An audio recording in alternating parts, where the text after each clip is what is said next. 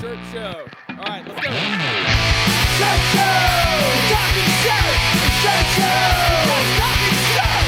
Shirt show! Talking shirt! Shirt show! Shirt, man! All right, episode 69 of Shirt Show. We're talking with Mike and Marley from Rags Designs in California. Let's go! What up, boo? Hey, how's my little jet setter? Pretty good. Burrito. It's not a burrito. It's a Hot Pocket.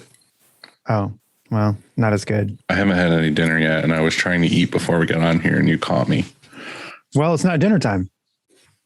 It's early, but I haven't had lunch either, so it's okay. Well, yeah, that makes sense. That makes sense then. Check. We're recording. We have video. Do we have audio? I think so. I like your mustache. It feels good on my mustache. You look really good in that hoodie, in that full zip. What do you got on? Is it the same thing? Same thing. I just pulled the cords. Is it a navy blue independent zip-up hoodie? No, it's charcoal indigo heather or something. Oh, yeah. Yep. Hey, do you know what tomorrow is? Monday.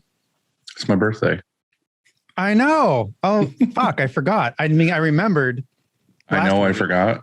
I know you forgot too. Just now, though. I forgot just now, though. Gift, your present is in the mail. Let's not talk about that, though. How was the West? Dude, last week was fucking amazing. Like, it rolled so hard. I went to Utah and like, I knew nothing about Utah. Like I knew nothing to expect other than there was a couple shops I really wanted to visit. My main one I wanted to visit was my buddy Tyler at Black Rifle Coffee. So we did a couple shops before him. It was all amazing. Like every shop we went to fucking blew my mind. Like just the way they did stuff. And, we went to some really big shops and some medium-sized shops. And it was just super cool time. And Utah is like super beautiful, by the way. I don't know if you've been there or not, but just like Salt Lake alone was nice, but like mountain ranges around the whole city was crazy. Yeah, it's a beautiful town. Yeah, it was insane. And then, so we had like really good food. We played Top Golf, which I don't play golf. And I was like, all right, let's do this. I just want to like Happy Gilmore balls. And I was like pretty good at it. So I was like, hell yeah, this is awesome. Did some bowling. And then we went to Black Rifle, and that was super rad seeing their place. Cause like they roast the coffee there and they like do all the marketing there, and they have their own print shop to print like all their own stuff. And it was just super cool hanging out with those guys and hanging out with Tyler for the rest of the day. But yeah, it was a trip for sure. Like I want to go back. Like we're already talking about trying to go back in the spring. I would love to make it out that way. The West and the Southwest are my fave. I mean, it's just so great out there. But I'm stuck here on no coast. Midwest. I'm almost to the West. Yeah. No, it was a good time. And I came back Friday. I worked all day Friday, and then had a pretty good weekend. Didn't really do a whole lot. Went to a wedding. Yeah. And then do you have like a super long, like 20-foot pole duster at your shop? Oh my gosh. Like, this is crazy. So the listener question today is about that. So let's hold that thought. Okay. And here's a little teaser for the listeners for later in the episode. And that is, we are going to answer all those questions about Lint. Oh, that sounds super exciting. That's right. So stay tuned. You guys are on the edge of your seats. Yeah, you're not going to want to miss this. Yeah. Okay. Wow. So your week sounds really great. Let's see. What did I do? Let's see. I opened a new tube of toothpaste. Wow. Yeah. That's always a good day, because you're squeezing out the last goo. Yeah, that's usually a pretty good day for me when I'm squeezing out the last goo. Right. Are you one of those people that has like the special tube of toothpaste gadget that you put on and it like rolls every last drop of toothpaste out? No. Do you have roll it yourself? or do you just kind of like thumb it? I finger it mostly. Jeez. And then You're killing me right now. My insides are boiling. But sometimes I roll it if I remember, because Joanne taught me that. She's really good at that. I'm sure she is. Let's change the subject. Okay. What else did you do this week other than That's pretty much it. Roll one out. That's pretty much it. So Cool. it was a little bit, it wasn't quite the week you had. Let's just put it that way. Yeah. But hey, did you hear that John Travolta just got out of the hospital? No, what happened to him? They thought he had COVID, but it was just Saturday night fever. Come on, that was a good one. I was saving that for days. I'm sure you were. Oh, fuck. You didn't laugh really that hard. Oh, well. I saw it coming. As soon as you said crashed. John Travolta, I knew. You didn't know. You didn't know what that was. Mm-hmm. You didn't know. Mm-hmm. Look up yours. I don't have one. Make one up. I wasn't prepared. Here, do you want me to give you one? Yeah, I want you to do one for me. Okay, I'm going to give you one, and then you say it. And Chad, you got to edit this just right. You're going to give me such a shitty one to do. That's right. You're going to say this. Say, how is life like toilet paper? You're either on a roll or taking shit from someone. Do you want me to send you a better one? No. Here, hold on. Knock, knock. Who's there? I eat mop. I eat my poo. I eat my poo. Cool, lady. All right. So Easy Way's line of eco-friendly chemicals will get the job done faster, more efficiently, and will cost you a fraction of the cost per screen. Easy Way. It's the easiest way. Yeah. Truly is. Didn't forget. Thank God. You proud of me? I'm so proud of you. I gotta get ready. Yeah. Stick Take it some in. loose. Okay. Show me that finger.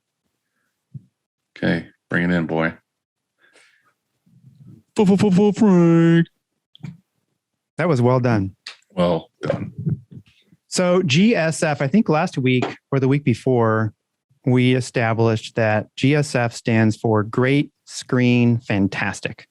GSF, great fucking screens. It's not how it's broken down, but that's what I'm doing. Yeah. Right. Okay. Yeah, that makes sense. Just great let's see screens.com. Yeah, we need to see if he's down to change that, because Probably. if you didn't know, Frank and his team make amazing screens. The best. Which is funny too, because when I was visiting those shops, all of them had Frank screens. Yeah, they know. Yeah. If you want to find out more information about Frank, go to FFFFF. Good job. Rank.com. Rank.com or graphicscreenfashion.com. Greatfuckingscreens.com is coming soon. That's coming soon. It'll be a different kind of website. He's gonna have so many URLs. That's right. Mm-hmm. Oh yeah, and you mentioned Shirt Show. You get 5% off. 5. Action Engineering. Mm-hmm. They make accessories printers need. Mm-hmm. Truth. I actually emailed them on Friday of last week and said that I wanted to get some of those new squeegee racks they have, the ones that fit like your specific press, like M&R or whatever, where you can just slide them in. Because I have a ton of pallet. I want to see if there's a way that I can put it on like a cart or on like a table, because I want to put all of my specialty squeegees and flood bars on, like the sleeve one or the ones with notches cut out for hoodies, or right. I got like a ton of those right now that are just sitting on the dryer. And Action makes the cool shit. They make the shit where it takes care of all that and makes it more efficient and more badass looking.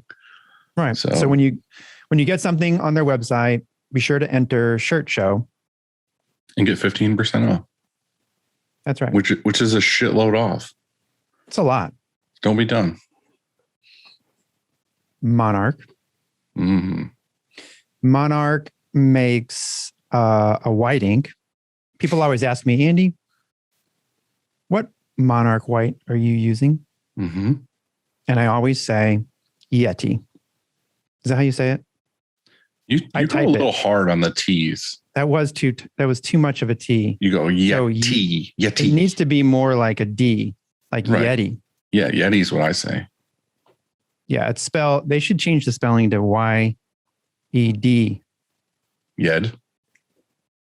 Y-E-D-I. Like Jedi. D-D-I-E-Y. Yeti. Yeah. It's confusing now. People Mhm. even don't. That's too Right. confusing. So let's back up. Yeti. Yeah. I have a few 5s of Yeti LB, and I have a bunch of Stark. Those are the 2 main whites I'm using. And then I have a bunch of Stark too. I'm using their poly white as well. And I use their matte black and their whole mixing system. So pretty much all of our inks other than the water base is Yes. all Monarch. Same. And I would like to point out that Yeti, that poly ink is Yeti ULT2, and ULT stands for ultra low temp. Yep. You can cure that shit at 270. Mm-hmm. And it's a really good bleed blocker already in it. Right. So you don't even need a under base blocker a lot of the time. So check out Monarch. And when you do, you will ink better. You will print better. You will be better. You will live Moss. Monarch. Okay. Well, that's it. 5 minutes to spare. Finish this fucking ham and cheese hot pocket. Shotgun. This is better than anything I've ever had. It's cold now, probably, right? Mm-hmm. So it's a cold pocket. Which is funny because when you first make it, it's like hotter than the surface of the sun. And it never cools down. Like you have to open it. If you don't open it, it's like an hour. Yeah. I took them out probably 20 minutes ago. And when this episode started, they were still hot. And I flipped them over. And so now I'm a fucking asshole eating them on the podcast instead of beforehand. Yeah. Well, that's okay. Yeah. Don't look at me when I eat this. It's ASMR. Let's just listen. Listen to you chew. Oh yeah. So this week we have Marley Reel and Mike Miller, and they are from Rise Designs in California. In fact, I think they're from Myers, California, which is a community within South Lake Tahoe. Have you been to South Lake? Have you been to Tahoe, like Lake Tahoe? No. Yeah. It's amazing. It's incredible. It's a lot like Utah where you just were. However, it's got this giant lake up in the mountains. Kind of like Salt Lake with a giant lake in the mountains. Imagine if you moved Salt Lake to the mountains. Yeah. It is in the mountains. Well, it's not really. Okay. I mean, you can see mountains from Salt Lake, but it's not in the mountains. Okay. Sure. Okay. Can we not argue today? You know, I'm not Can we just arguing get with you. along? Yeah. Can we just get along? All right. Mhm. You're doing I wanna- great. I want to embrace you so bad right now. I just want to I know. bring you in for snugs. Get cozy. I mean, you look so hearing smart. Hearing your voice just warms me. You look great in those glasses and Thanks. in that You hoodie. got a fresh cut, fresh trim of the beard, fresh haircut. Looking good, man. Dude, I grew my hair out like it wasn't like crazy long by any means, but it was long for me for a while. Yeah. And then I went and did the thing in Utah and they took a bunch of pictures of me and I was like, I look like a fucking asshole with this hair. So as soon as I got home, I cut it all off again. Here we go. You ready? Boom. You ready, boo? Mm-hmm. I was born and I wasn't ready, but doctor smacked my ass and then I was. Okay. All right. Hey, What's up, dudes? not much. I've never met you guys before, although we do follow you on Instagram, and I'm not sure who's who. So one of you is Mike. That's Which me. one? All right. And the other is Marley. Hey, what's up? Nice to meet you. It would have been better if he was like, "That's not me. Who are you talking about?" Yeah, we've never met. I do follow you guys on Instagram too. We dig it. I think we've chatted here and there, maybe. Sure. Yeah. So what's going on with you guys today? It's a Sunday. Are you relaxing? Are you working? What are you doing? Well, we decided to come to the shop to chat with you guys, but we usually are, off Saturday, Sunday, and relaxing in the forest. But since where we live, we're not really able to live normally, I'd say. Yeah. Yeah, about that. A few weeks ago, you shared a post on Instagram that was really powerful. And we were hoping that you would kind of share that story for us today, because wow, I mean, that was like what's going through your head at that time? Like what, like that's got to be crazy, right? Yeah, it's beyond crazy. It's not, it's actually still happening. So basically I'll just brief over the post a little bit. Basically there's a wildfire that started down near Sacramento, and we're up near Lake Tahoe, which is about a hour-and-a-half drive. And then, for several weeks, we were just watching the fire, and they weren't gaining control of it. And we've basically been smoked out here in Lake Tahoe. Like the air quality's been major crap, and we're just hoping for the best that it wouldn't make it here, but it made it here, and we had to evacuate our houses and our shop. It was pretty heavy. I mean, you can't really explain it. It's like something you kind of have to live through to experience. And I never thought evacuating would suck so much, but it really did. Like we literally packed up our houses and we're like, we might not come home to like our whole community. It might be gone. Yeah. Do you guys do that? Like, I don't know. Did you have any time to prep for that? Or you were just like, oh shit, like tomorrow we have to like pack everything that we really want to make sure we get out of the house. So we like I sent my wife and kids like a week before we got evacuated, and they were out because of the smoke. And so in that time period, most people in town were like slowly gathering their stuff, and like you had time. So we did have time to like gather what we needed, but you can't, take the whole house, like right. Things. So yeah, you kind of pick through what you're going to think you're going to need. And then after that, it's just, I don't know, say goodbye to the house when they told us to leave. You're like, hope it doesn't, burn up. But the area where we live in this valley, I don't know, like how it survived. Like totally thought every house was going to be gone. And it went around you guys? It flew over the top. I don't know how it did. They sent firefighters in, and they basically protected all these houses in the valley where it was the biggest threat. And they kind of call it a miracle, but the firefighters really saved this zone. It's like, it's crazy shit, dude. Yeah. It's still happening. Like right before we started talking to you guys, we were talking about it because it's a red flag day again, which means that's, super cautious day where they're like, hey, you got to be on alert, and like you could be evacuated again. Like it's not over yet. Like we're back home. We had to leave our houses about 2 weeks from where we live, and they let us go back home, but it's still smoky out. It's still happening. There's firefighters and first responders all over town. It's not normal yet. Like we're up and running at the shop, but it's like there's tourists coming up here, and like it's weird still. It's heavy. Yeah. Where did you evacuate to? Well, funny you ask. So we both live in a town called Myers. It's about 8 miles from our shop. And we were fortunate enough that we were able to pack some belongings and grab what's important to us. But we did that, and I was like, hey, Mike, let's meet at the shop because the shop is in a safe place. And we actually spent the night here at the shop, regrouped our crap, and we ended up having to evacuate town the next morning. So yeah, that was not fun.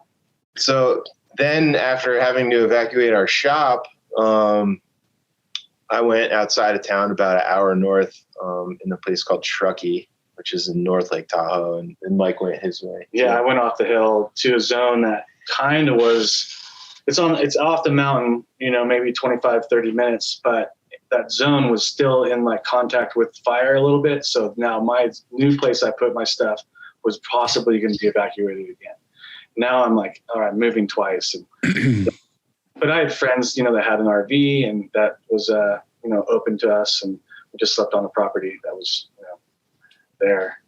Not to get too personal, but like what were some of your like key things you had to hurry up and get out of your house? Like obviously like family stuff and like actual family, but like, you had to get like your Pogs collection out of the house, or total Pogs, all the Pogs in the back of the truck. Yeah. I think for me, it was like all the photos. And then my wife would text me. She's like, well, what about, someone told me we're going to need all of our Christmas stuff, the family Christmas ornaments. And I'm like, oh, dude, I would have pushed those into the fire at my house. And so I'm like, extra trips. And then I grab all of our snowboarding gear, ski gear, and all of our winter stuff because it's right around the corner. And I don't want to buy new jackets and pants and that sort of thing. Right. That's an important thing that we do up here. So that was kind of maybe my only main thing. Yeah, I guess I grabbed my snowboards and my bikes. I mean, we're all like gearheads up here in the mountains. Yeah. So, like that's what we do for fun. And yeah, it's like, it was hard to decide what to grab, honestly, because you're like flustered and you're like, it's just crazy. And then like our computers from the shop. Like, we grabbed our computers and some old sketchbooks, we grabbed stuff like that. And it's like, all right, I guess I'm out. Like I'm leaving. Yeah. And then we have piles of boxes and trying to, work with our customers and be like, hey, we're going to see you when we see you. Hopefully, don't be upset, but everyone understands. No, it's kind of like a side thing of that is, does the smoke in your town or the smoke from the fires affect your stock at all? Like, is it making your shirt smell like smoke?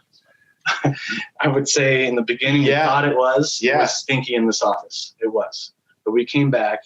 We tried to air it out, even though it's still smoky, but it's nowhere near as bad as it was. It was like, 2 p.m. in the middle of the day, and it looked dark and orange out. It was scary, and it was like raining ash. Luckily, it's not quite that bad right now, but yeah, our shirts were stinking like smoke. So, and we have a little retail zone up front, and I'm sure those shirts kind of stink, but I'm like, that's right. But I mean, stuff that you give to a customer, are they like, hey, these shirts smell like smoke? It's an extra, like probably a little bit. One. I mean, but everyone up here is pretty understanding. I mean, we all went through it. So yeah, that's true. We had a situation here, which is, it's funny. I don't really love to talk about it, but my whole building's on like 4-foot stilts. So there's a good cavity underneath the building. And like, I don't like to go under there because it's sketchy. There's like skeletons everywhere, like full animal carcasses, just like all over the place under the building. So there's something under there that's just eating like town cats and stuff. Well, anyway, like once every couple of years, we get like a whole family of skunks that like come and live under the building for some reason. And I have to hire someone to come take them out. Well, sometimes we'll show up to the shop in the morning and like the whole office and the shop just reeks like skunk spray. And it's funny, like we do everything we can. We like put vinegar in like containers and like put them around the building and like light candles, do everything we can do. And I remember once it was really bad in the shop and we sent an order out to a customer, and the customer got the shirts and they were like, man, these shirts really smell like weed. Like, were you guys like ripping bongs before like you like put these shirts in the box? And the best part is they didn't say like, oh, it smells like skunk. They thought it smelled like weed. So I would just immediately had to be like, yeah, dude, sorry about that. Like I just left it at the fact that they thought we were just like smoking weed over their shirts. But really it was like a skunk was like spraying in the shop or under the shop, and it just made the shirts have that slight smell. You might have had it was a skunk. Yeah, it was a skunk, not some dank nugs or anything. So yeah, I just wondered that, like, if you were getting customers being like, hey, my shirt smells like smoke. Not too bad yet. I mean, we've only been up and running about a week and a half again, and it's just been easy going. The main highway into town was closed, we're definitely a tourist town. So like a lot of our clients are businesses that rely on tourists. So town's starting to get fired back up again, even though it's a bit weird. Yeah. How does that work for loss of business? Do you have insurance for that? And also, if you were to lose like if it would have burned down, I guess you have insurance. But what about, like Dylan talks about, what about if your shirts smell like smoke and you lost inventory? You have insurance for forest fires, and they're, you know, you can get that type of insurance, because I know if, like, for example, if you're in a floodplain, like here in Missouri, and like they won't even insure you if your business is located in that floodplain. So were you able to get insurance, and do you have it?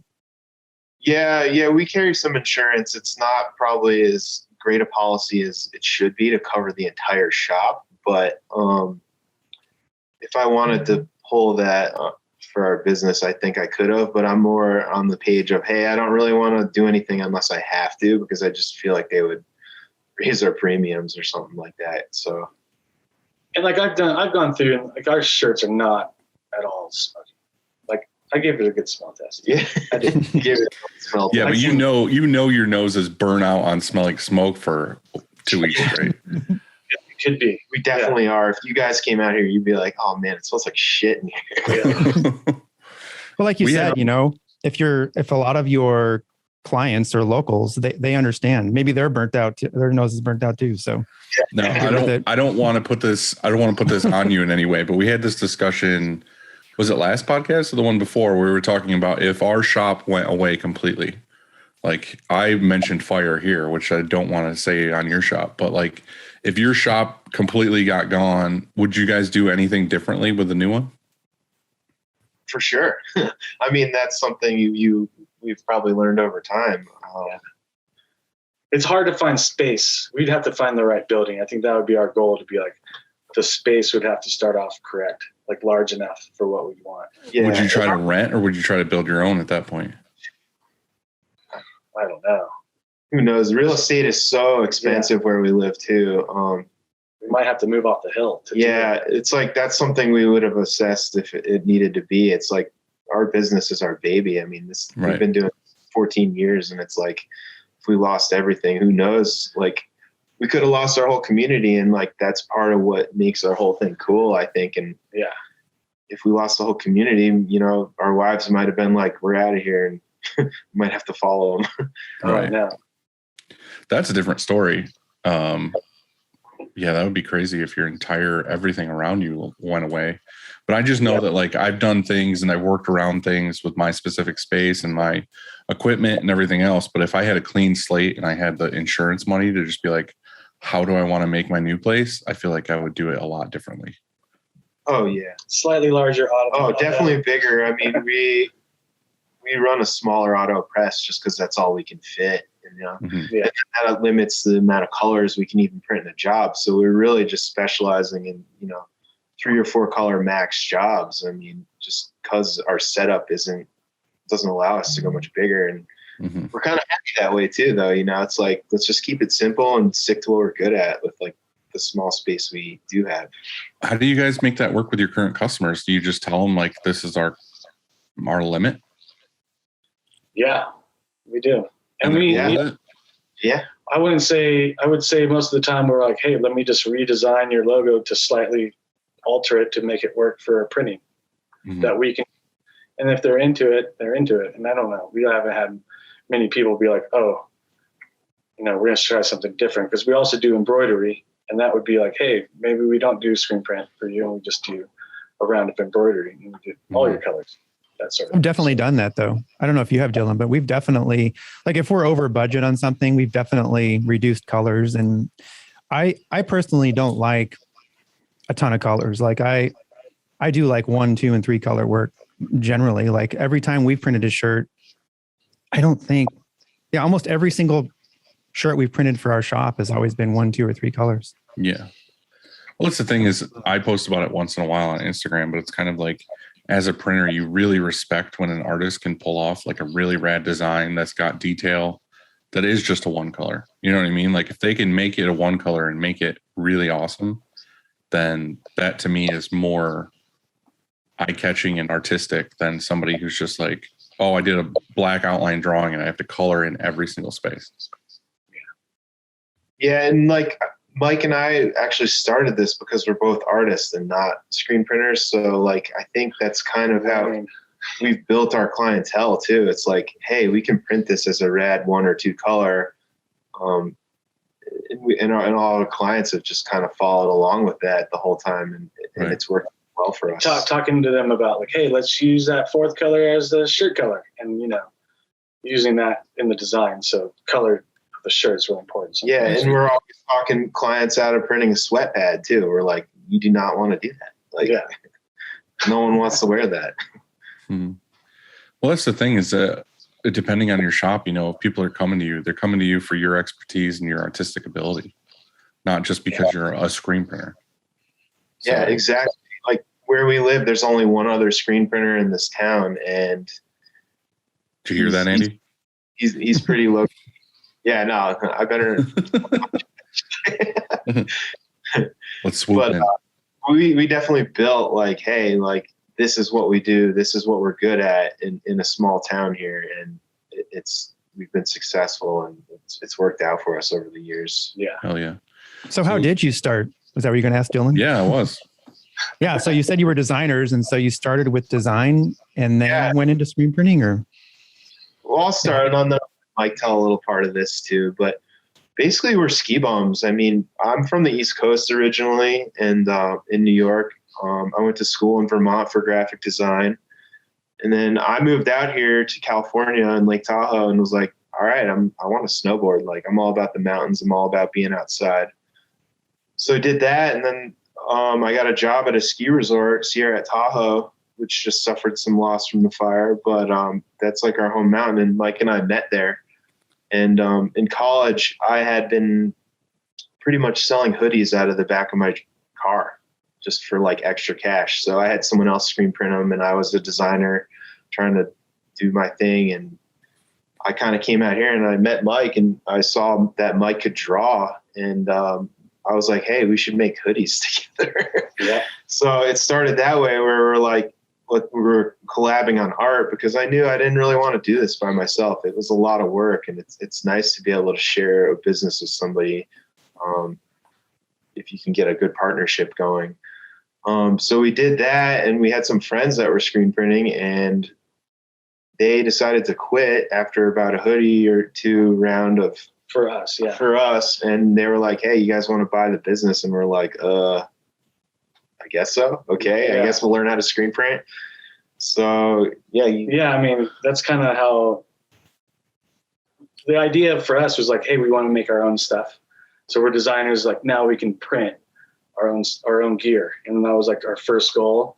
And then everyone would be like, hey, you guys can print me a shirt. And so we started getting the slight, client business.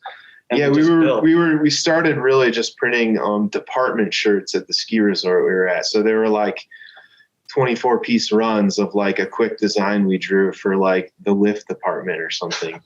And they were like, this is great, this is awesome. And then we just built it off of that, because I was doing an IT job at the resort at the time, and he was working in snowboard rentals.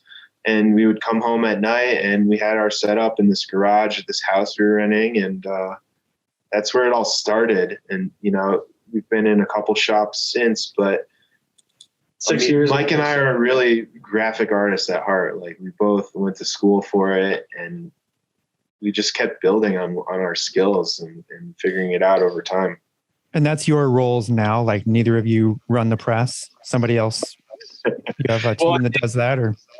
We do it all. We don't really have him. We have one employee, I would say.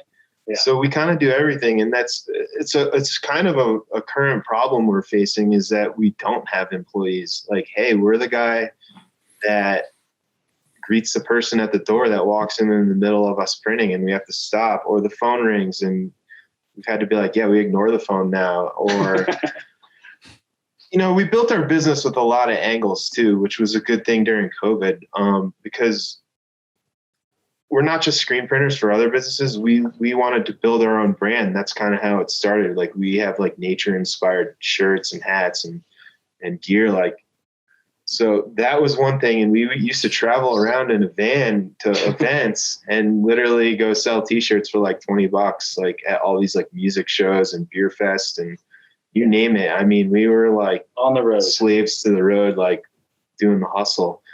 And that was just one side of our business. And, that disappeared a little bit during COVID, but now we have a retail store in front of our shop and it's just a nice supplement to everything we have going. So we don't have to go out and vend on the weekends anymore. But yes, we don't really have employees. Like Yeah.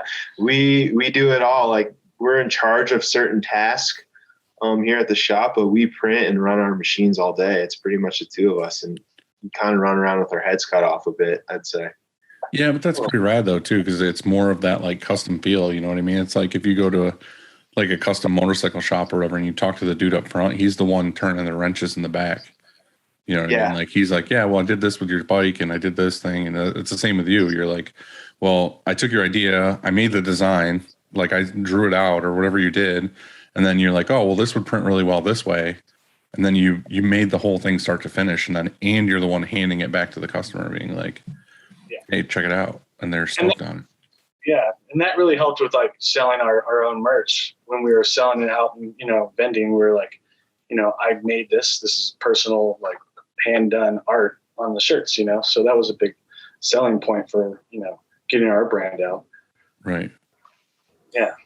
But not having an employee or somebody to help like with the front that works the opposite too. Like most of the time it's pretty rad because you get to talk to them and, kind of steer them in what direction. And then also, like you said, you print the shirts and you hand it off to them. But there's some times where somebody's just in and kicking the tires and they don't actually order. And, you've just wasted an hour. And so like, if you could add one person right now, where would you put them? What would they be doing? Well, we have one guy. We do. We've been training for about a year and a half. He's helps me, with the printing. So he's loading shirts, cleaning screens, got him to learn how to, set up jobs, run the machine. He's almost at the point where he can run a job by himself. Like, and we trust him not to mess up. And that's really hard. I mean, you guys probably all know that, but we're he's 3 days a week though. He's not full time. That's kind of. But if we could add someone else to that too, I don't know. It'd be like somebody who writes invoices and handles a lot of office stuff, but can also. It's hard. It's hard because we're 14 years into our business, and I don't know what I would add. It's like we're trying to figure that out because we don't want to continue burning the candle at both ends, but. Training. It sounds like you just need that one or two people. You know what I mean? You need that person in the front to handle all the calls, emails, stuff like that. And then you need that one person that can help you print, because if one of you has to go do something or is out sick or whatever, you've got that one extra person to help carry the workload. Yeah. If you don't have that, then you're going to be screwed, or you're going to be leaving it all on the other guy. Yeah. It's like when one of us wants to take a week off, it's pretty hard to get through that week. It's fun. Right. But I mean, we added embroidery maybe about 3 years ago, and that was great because it was just necessary. Like, we already have the clientele, and a lot of those clients were like, heck yeah, we'll take embroidered hats or whatever. So that's been awesome. But I would love someone to just feed that beast. So I don't sit there and do that, where I could run around and run other business stuff that people like that can't do. And the thing is, in this town, we have a little bit of a problem with finding employees because it's seasonal, or they don't want to work or something. I don't know. Yeah, California's funny, and I mean, we're in a part of California that's definitely not like the rest. We've faced the problem with real estate where there's nothing for anyone to rent. So even if you're paying a guy $20 an hour to work here for us, he might not even be able to afford his rent right now. It's pretty gnarly. Yeah, that's a bummer. But yeah, we're trying to figure that out. That's been, our business has kind of gone crazy since COVID kind of got normal. We can't keep up, and we're like, all right, here it is. Like, what are we going to do? Like, we try to talk about it and figure out a solution. Being that you guys are in like a tourist town, does your business fluctuate a ton, being that like on season and off season kind of stuff? I think it used to, but now I feel like it's straight through. It doesn't have a fluctuation. It's just the projects change. There's events, or there's, summertime. I think all the restaurants, they re-up on their tank tops and that kind of thing. Right. But you got your retail store in the front, that has to fluctuate then when people are in town. Yeah. Yeah, that does. That's definitely more like, hey, in the summer, we, make X amount of dollars every day in there versus in the winter, it's definitely quieter. That's true. But yeah, it's like we used to have this thing in our town called shoulder season, and it doesn't really exist anymore because you can get to Lake Tahoe from Sacramento or San Francisco in like less than 3 hours. So people love coming up here and doing day trips even. So it's a pretty crazy little place. It's awesome if you haven't been here. So how did you guys initially learn how to screen print then? Because you said you were sending it out to somebody else and bought the business. Were you guys just like, all right, let's give it a try? Well, it was kind of as the fellows that we bought it off were finishing up their last jobs. Marley and I went in there for about 2 weeks and just cleaned all their dirty screens. So they were a dirty shop. Yeah, it was a very dirty shop. So we just sat in there cleaning, and we would just go in with these guys who'd been printing 5-6 years or more. And I think Canyon had been printing with his family for, years before that. So they were definitely skilled. And then we just got a little bit of tip here, tip there. They showed us the whole thing about the process from beginning to start or to end. And I think it was a 2-week crash course and then on our own. Pretty much. And I feel like we learned a lot of things the old school way. But, there wasn't really YouTube when we started in 2007. I mean, there was, but it wasn't great in my opinion. And, we literally had some books, like old 80s books that you could read and kind of how to screen print for fun and profit. Yeah. I think I still have it. It's always going to be on the shelf. But everybody we talk to that's pre-internet or pre-YouTube always says that's how they learned. It was that book. Yeah, I mean, there's tips there, but it's all on the job. We're artists. You're how am I going to figure this out? Tinkering. And learning your squeegee pulls and no, I mean, how am I going to teach somebody how to pull a squeegee if I'm not, it's one of the harder things to learn. I'm it's going to be hard to pull. Initially, that shop was a manual shop. You didn't have an auto at the time when you bought it? Yeah. Correct. And we've only been printing auto for 3 years, I'd say. We got in on an M&R that actually fits in our shop. And man, I am so happy. It's why didn't we do this sooner? Save my arms. We just got so beat up over printing manual for so long, but it really changed our lives getting an auto. I mean, no looking back. It's the greatest thing ever to happen to us. Yeah, you talk yourself out of it for years, it seems I'm good, or we'll just add another manual, and you kind of keep down that road. And then you finally do it and you look back, just like you said, and you're like, why didn't we do this sooner? But I get it. It's hard to take that leap. It's an expense, and so. And part of us was the space. Like Mike is saying, it's there's no shops to rent near our house here. You're in a valley and whatever buildings are there. It's not I'll just go, drive 20 minutes to another shop space I can rent. That's not really an option for us. So we kind of were just waiting for years to find the right place to move our business to a more permanent location. Yeah. So even now we're in a small space, but at least we have an auto and it's probably our permanent home. Yeah. Well, it's your space. Yeah, it's our space. And we're happy with it. I mean, yes, we don't have a ton of employees, but that's something I think Mike and I always kind of want. It's we'll be happy with a few employees, but we don't want to be that shop that's huge. Yeah. Right. It's just not what we're really striving for. Right. We like to still be involved. I love printing, I love drawing, love designing stuff. And then it's they're back and forth with it now. It's so much production and less of the design. And it's hard balance to find all right, we're going to make time to do this design side. I mean, with certain clients, it happens right away, but your own personal stuff or Rise stuff, it's getting harder and harder because of the amount of production that we have to do. Good problem. Yeah. Well, you were saying in the beginning that you seem to mostly be selling hoodies. Now, when you started printing, were you trying to do hoodies still, or were you fuck this, hoodies just suck to print? Yeah, exactly. I gave up on that dream pretty quick. That was me in college being hoodies are so cool, man. Print on the inside. I want to just be a hoodie company. Yeah. And then as soon as you get your own printing business, you're oh, black ink on white shirts is super fun. Yeah. Pretty much. And we were yep, fuck sleeves. And, Yeah. Yeah. Gosh. It's so funny how you come to that. You're like, yeah, that's why they don't want to do this order. That's why they charge this, is because they don't like to do it either. Yeah.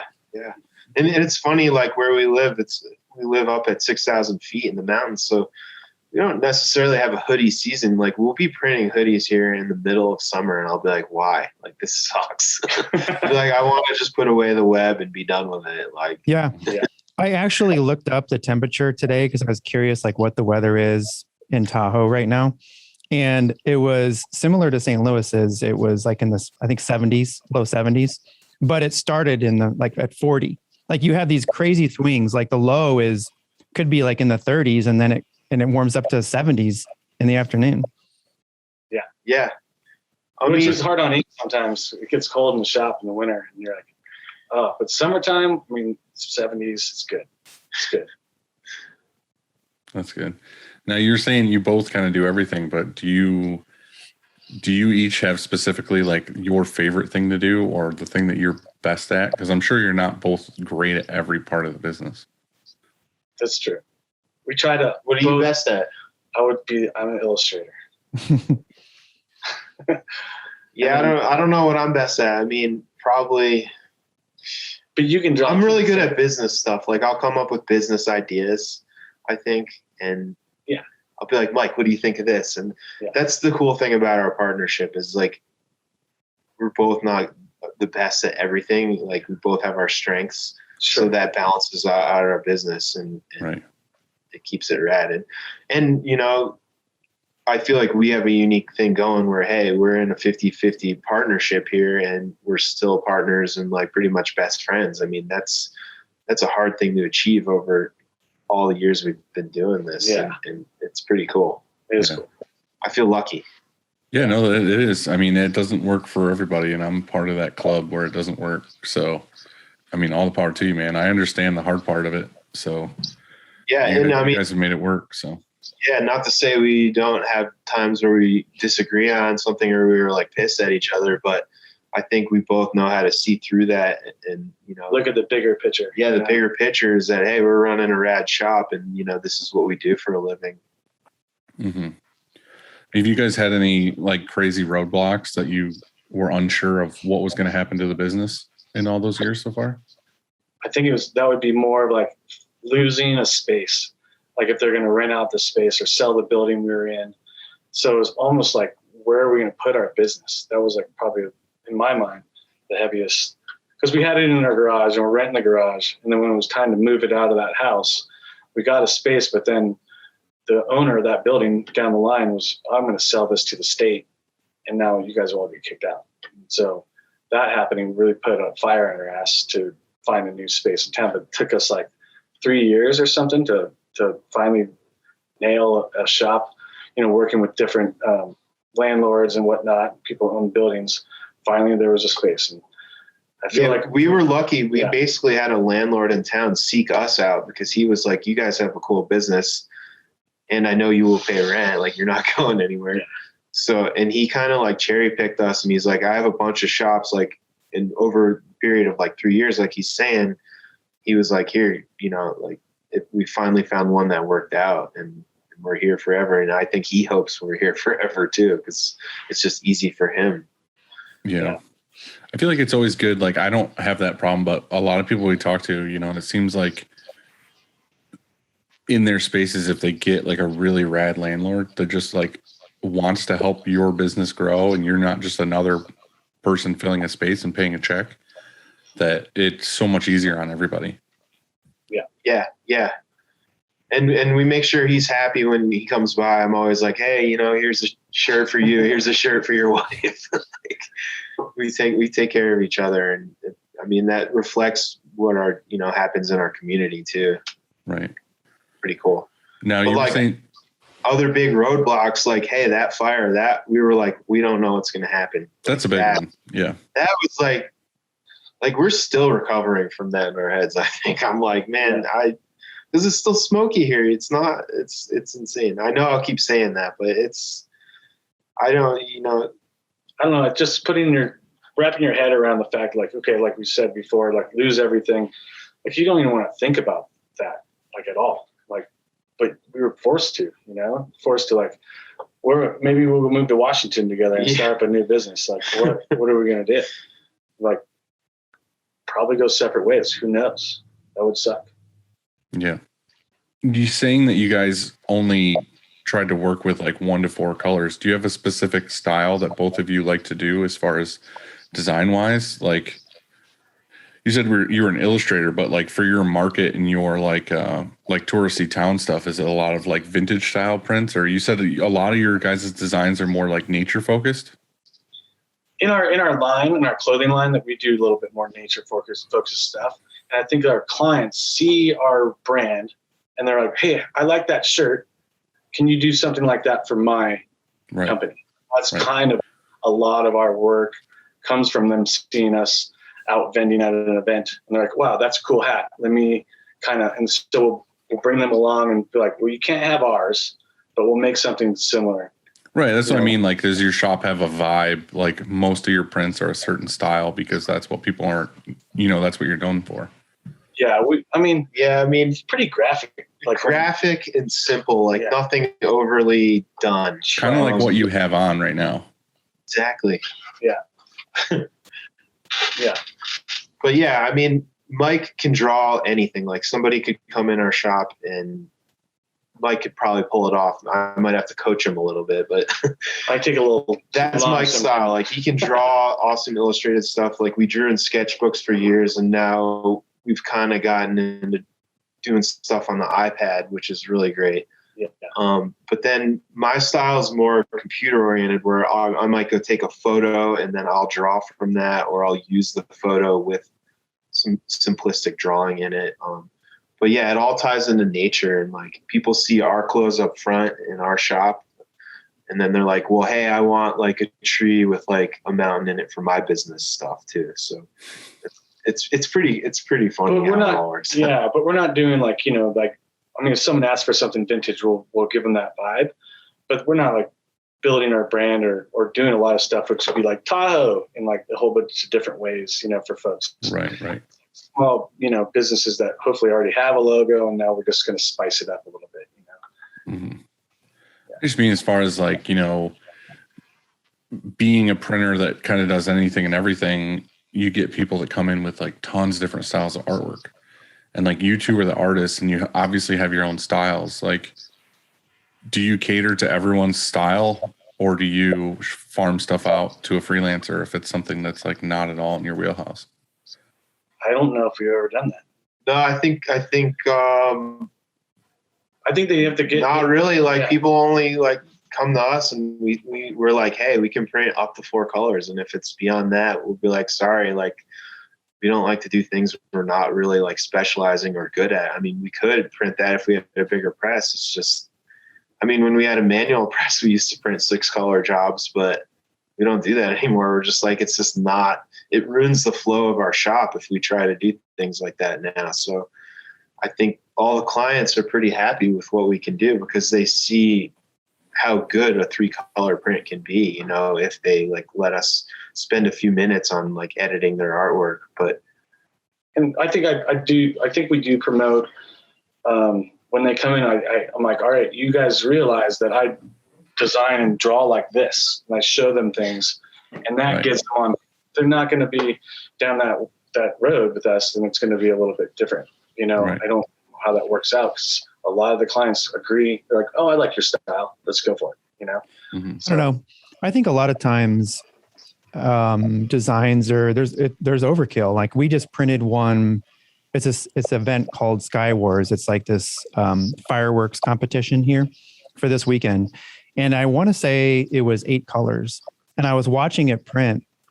And I was talking to the press op and I was like, look, we could probably take out 2 colors right now and you wouldn't even tell. Like you wouldn't even notice it on the shirt. Like the average person especially would never know. And so there's a lot of times when we're printing 8 colors, I'm just shaking my head thinking to myself, it could easily be 6. And when you're up in that 8 color range, because we generally don't print too many more than that, man, it just kills your screen room too, because you only have so many coated screens and so many 230s and all this stuff. And all of a sudden you go through 3 or 4 jobs like that and just wipe out your screen room. And yeah, I don't know. I'm a big fan of, I understand we charge more for 8 colors. I get it, but I don't know that we actually make more. You know, I mean, what's your minimum on an 8 color job? I mean, that's part of where we come from too, you know? 50 pieces. Yeah, well, ours isn't. It should be. That's not enough. I mean, even if I'm printing like a 3 color, I'm like, hey, like, let's do at least 70. That's funny. Like, it takes time. I mean, you know, we had a discussion earlier this year, and we actually changed our minimums like a week ago. We used to do 12. Now we only do 24. So our minimum order is 24 now. And we'll kind of leave the 12 in there for a couple like customers we've had in the past. If they ask for it, we'll do it. But from here on out, anyone that calls us, it's 24 and above. But we also were like, okay, 6 colors or less is 24 to 50. 50 is like 8 colors to up to 8 colors. And then 100 or more is up to 14 colors. Because we were getting so many people all the time that are like, oh, I only want to order 25 pieces, but it's like a 12 color print. I'm like, no. Let me ask you this. What do you do like for a reorder? Are these people reordering those and you have to make 8 screens again, like next week? Or are you keeping those screens for a period of time? Our customers don't tend to do that. And if they do, we know that it's going to happen and we'll set the screens aside. Like I definitely have screens set aside for some customers that are constantly reordering. Like if it's a comedian on tour or a band on tour or whatever, and I know they're going to call me in a week and a half with the same designs, and I know the tour's still happening, I'll just set the screens aside. But if a clothing line or some other place orders something, I know they're going to order again, but it's not going to be for like a month or 2. We're just going to reclaim the screens and start over when it comes back. Have you guys ever had a client that, let's say, does an event, the event is over, you know those are reclaimable screens, but they're like, oh, we forgot we need like 10 more larges because we have customers. Yes. And it's awful. Yeah. Right? Yeah. Happens all the time. And they want it at the same price too. Oh, for sure. Yeah. And if it's a good customer, you know, and they've been to you for years, you just do it. It's easier if you have a tri-lock, you know, because, well, it's going to register fast and you don't have to worry about reg time, but you still have to make the screens if you chose to wash them out. And that's what I was going to say is that we do it 2 ways. One, we rack screens for reuse for certain clients, not very many, just a handful. And that works because you can just pull them down and reset and go. However, we don't, after we've done that maybe 3 times, we're going to wash them because we're going to have too many impressions on them. I mean, the way we code our screens, we're probably good through, I would say maybe 5,000 at the most. Dylan maybe has, maybe your emulsion's different, but I don't like to run past 5,000 because you just, especially after you've reset it a few times, because I just don't trust it. And so I might as well make new screens. And so there's that, but we definitely try to hold all of our screens for about a week for that very reason of that phone call after the event happens. Hey, can we get 20 more or 30 more or whatever? Because they just don't understand. They don't understand how difficult it is to reset back up, or especially just to make all new screens. And I want it to be as easy as possible. I want them to have a good experience, and I don't expect them to understand, how difficult it is. And so we usually take care of them. And also we get the I'm missing 2 shirts, and not just a reorder, but I'm missing 2 shirt situation. And then what do you do then? You know, I hate that scenario so much because it happens all the time. And you know full well that whole order was in the box. Like, you counted it in, you printed it. We weren't missing any on press. Ship the fucking box. And they're like, where's the larges? And it's like, what are you talking about? Like, they're in the box. Yeah. And then you have to like play dumb with them. You know, you have to be like, treat them like a 2-year-old and be like, are you sure you looked through the whole box? Did you look through every stack and make sure you didn't accidentally put 2 stacks together? And we always let it sit like for at least 3 to 4 hours, like a half a day for sure. If they call in or if they email and say, hey, I'm missing 2 shirts, let it sit for a half day, because I feel like 9 times out of 10, they find them. They're going to find them a lot of times. It seems like now we, when we're ordering shirts, you guys might know all about this too. We might only have 7 larges. We couldn't get 12 because they're out of stock. And we'll just tell them, like, you're going to get these 7 and maybe we'll give you like this random other shirt to fill the order. But those blues are going to be different, on the shirt. It's kind of a new thing for us. I don't know if you guys have noticed this too, but I'm noticing it a lot more lately. It's not necessarily, there's shortages and that's a pain in the ass. But I feel like every day now I have to call either SNS or Broder or whoever and say, hey, you shorted us this many pieces. Like so much more now. Like Chris will bring me in POs and be like, hey, they shorted us 3 of these. They shorted us 2 of these. It's like every single day I'm emailing them being like, hey, you shorted us. Yeah. We've been having the same problem with certain companies too. Some are better than others, I'd say.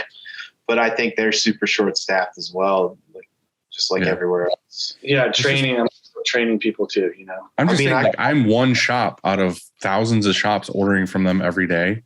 You have a claims department that has to process like 1 or 2 or 5 missing pieces on thousands of screen printing orders every day. Like, what the hell is happening? And and when you call in, they're on the other end thinking, "Oh, this guy's missing 2 shirts." I was like, you're the guy. Well, it's like with me, with like Mike, my rep at SNS, like he knows, like I'm not fucking around. Like I'm not trying to dick him over. I'm just being like, hey, Chris counted these. Like there was one we got the other day. It was like, how in SNS you'll get like a bag, like a small bag, or it might be from the post office.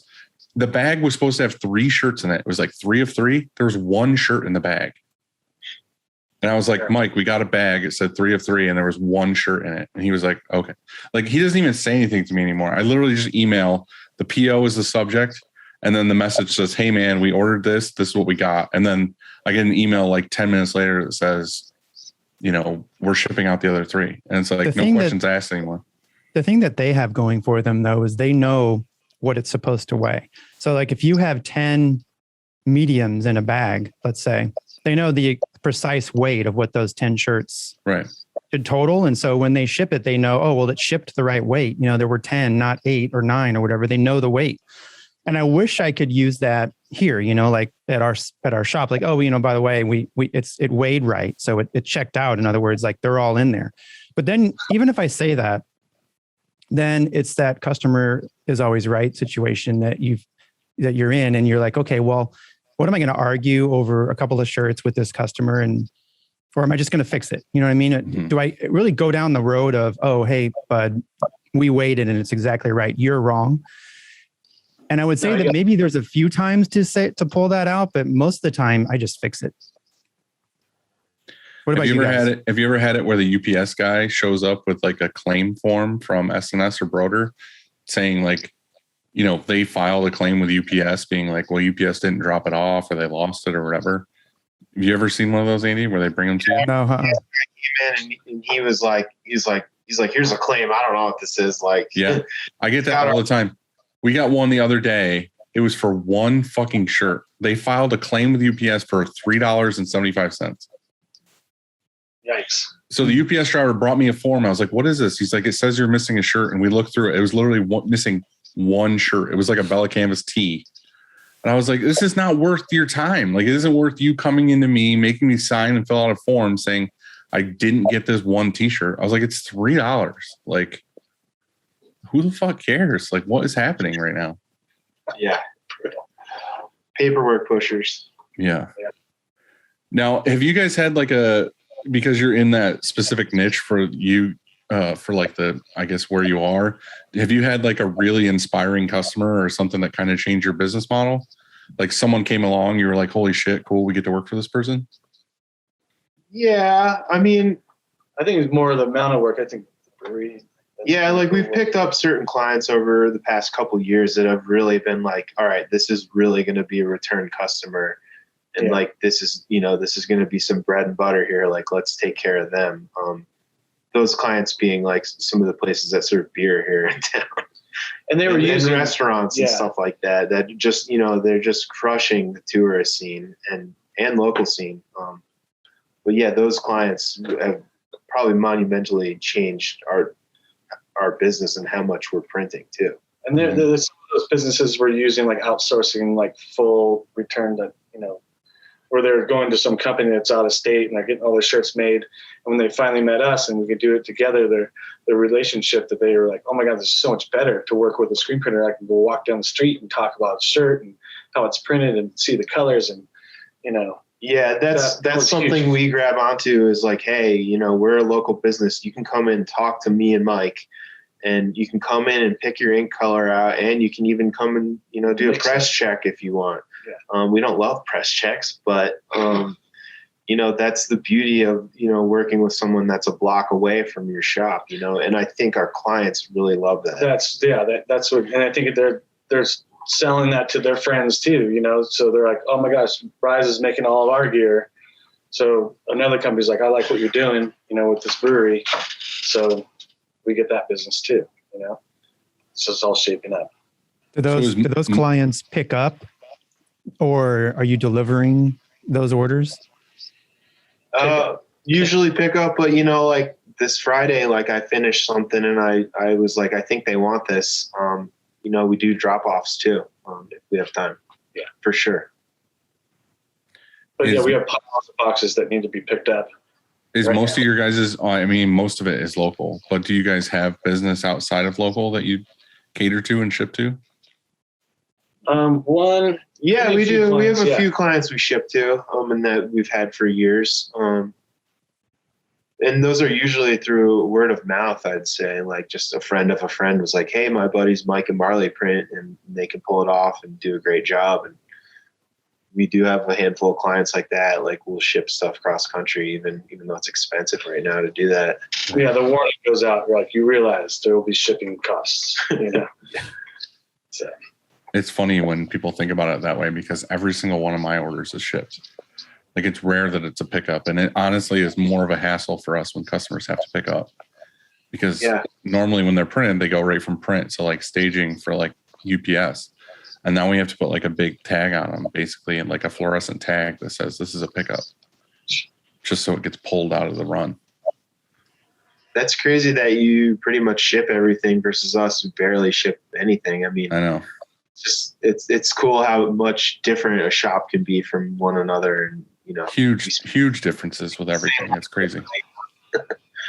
Yeah, I asked that because I saw that video on your website where you have like it shows your morning, how you start your day, and it's like you guys make some coffee and you have this dog, and I think I don't know who picked up who, but somebody pulled the van up and then one of you jumped in it and you drove to work, and I was like, oh, I could be the third stop on that carpool, and you can pick me up and we just all go print.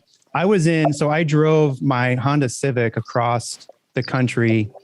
I want to say it was like after classes were finished, maybe my junior year, and I drove across the country and I stopped in Tahoe and I slept in my car for a few days, but it was so beautiful. I fell in love with it. I was like, oh man, it'll be so cool to live here one day, but it didn't work out for me. And he decided on St. Louis. Yeah. I don't know. I came back here. Like I was going to not go back to school after that. I was just so burnt out, I don't know. I had gone to school for my entire life really. And I needed a break. And so I almost didn't go back to college, but I figured I should just finish it up. I started this thing and I should finish it, but it was just so beautiful there. And I don't know, it would be pretty rad to be picked up in a van and then go to work. I mean, when I moved here, I kind of was thinking I wasn't going to stay. I just came for one season as a ski bum. I came from Southern California and was working in the industry of I came out of an industrial design degree. So I was like, I'm going to move to San Francisco and get into like product design in San Francisco or something with graphics. I went down to the city for like a month or two, and I was like, I'm not having it. I'm back to Tahoe. And, to make it in Tahoe, you have to do you have to hustle. So we just started doing the hustle and figuring out how to live here, which wasn't easy. Yeah, we lived very little for a long time. Like, we would cut ourselves paychecks out of the business that were very minimal. And the wife or the girlfriend, now wife, was like, what are you guys doing? Like, what are you? She's really like, doing with this business? Marley. You're going on a trip with Marley. You're going to Colorado to sell T-shirts. Yeah. Like, what the hell are you guys doing? Yeah, silly. But yeah, that van, we don't have that van in the video anymore. We sold it because we're kind of tired of driving everywhere and selling T-shirts. But that's the grassroots of our business, man. We used to pack that thing full and just jump around and straight up hustle T-shirts and hats with our artwork on it. And being able to print it yourself and make it yourself, you know how cheap you can do that. So the margin was great, and it got us to where we are now. I mean, it's pretty cool. And like right now we're selling, there's places that carry our shirts. Like we got Whole Foods reached out to us and they sell stuff locally, and it's pretty cool. That's awesome. We've just been lucky over the years after just putting our heads down and sticking with it. It's been you guys crazy. still push a lot of your own stuff? Like you still have a lot of time to work on your own brand? We try to at least. We have our yearly meeting, and like we have a side for like the printing of the production for other people, and then we have a meeting about rides, and usually that entails like what designs we want to like link in, what new hats we want to do. So we try to make time, but after that meeting, like it works, and then it slowly disappears into just. I mean, we're passionate about our brand. I mean, we love designing shirts that we want to wear and be like, oh, and like sell to our friends and just other people who are interested in it. I mean, that's what's fun for us is like I can sit down and be like, oh, I got this cool idea. Like I want to sit and draw this and turn this concept into a shirt and add it to our line. Like we're definitely not a traditional like clothing line or brand because we just add to it as we go and we're busy doing other people's work. But right. That's what we're passionate about. It's fun for us to be like, oh, I got a new idea for like a hat design or, whatever. But we don't really do as much events anymore, but our brand is still added to like a little bit each year. Yeah. And I think that we like we started off, making this company as a brand and making it, but if we put all of our marbles into just being a retail brand, like other companies are focused on being that brand and not doing production and not doing design for other people, I think we wouldn't have made it, It's the fact that we like to design things. And somebody has an idea. I'm like, I can bring that to life for you and get paid for it and then print it for you and then, make some hats for you. That's kind of like made our business like work. And do you guys have any tips and tricks for the person who's trying to do what you used to do, where you would, in the basement on a manual screen print some designs and hop in a van and go to an event, or what? I would say don't become a screen Tips printer. and tricks. Expect to work 20 times harder than you thought you would. I mean, even now, as long as we've been doing this, I feel like I'm still working just as hard as when we started. It's just the joys of owning your own business. I mean, well, you could say a tip in that is to make simplistic designs to where it's not as hard to work on. Yeah, but that doesn't mean you're going to work any less. I mean, right. Simple is not always easy too, but it prints better. It prints better. Yeah. Yeah. And yeah. On that subject of grassroots and how you started, like I started the same way. I had ramen meals, and I used to take a can of Campbell's potato soup, and you can add milk or water, but I would add water, and that was a meal. It was delicious. I need to have one of those again soon. But I was reading. So our book right now is Bobby Hundreds, and about the hundreds. And I was reading it, and I messaged him because this chapter, he was talking about something like this very thing about how when they started, they had nothing. And here's what I messaged him. I said, "Love the book, Bobby. Nothing to lose to nothing to prove resonates. I miss that nothing to lose feeling sometimes, though. On to the next chapter. Have a nice weekend, Andy." You know what he sent back? Nothing. Who are you? Yeah, he didn't answer it, but I really am serious about the nothing to lose sort of feeling, when I first started, because I was so hungry for just whatever level of success I could reach so that I didn't have to worry about my check to check, like my bills. You know what I mean? Like I didn't want to have to think about how am I going to come up with rent or whatever. And so that was my first goal. Like that's how I was going to be happy, is that I can make a living printing shirts, cover all my bills, and I'd be good. But now that I've had more success, and I guess I have nothing to prove, even though I have a lot to work on because we're far from perfect. I do miss that feeling sometimes, though, of that nothing to lose feeling, when I first started. Does that ever, do you guys ever have that? You ever miss that? I don't miss not having a good paycheck. I don't miss that. And we were kind of like ski bums. So it was like, we already ate crappy food and drank beer. That was our evening. Go to, the bar. We go to the bar at night. Don't really do that stuff anymore, but that time, I don't really miss it.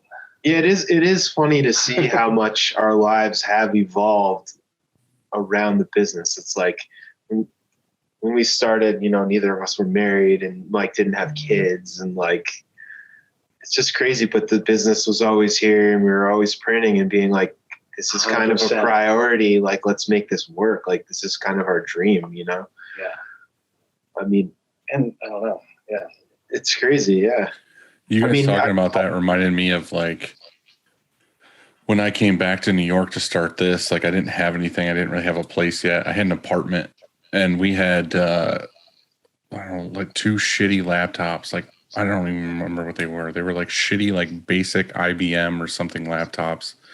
And I remember I bought a cable to hook them to the TV so the screen was bigger because the laptop screen was so small.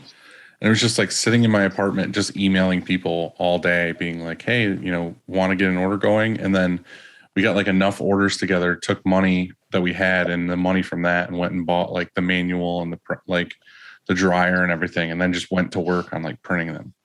And then, it was no money at all, basically, just making enough to get that ink mixing system or more squeegees or a table or something. Yeah.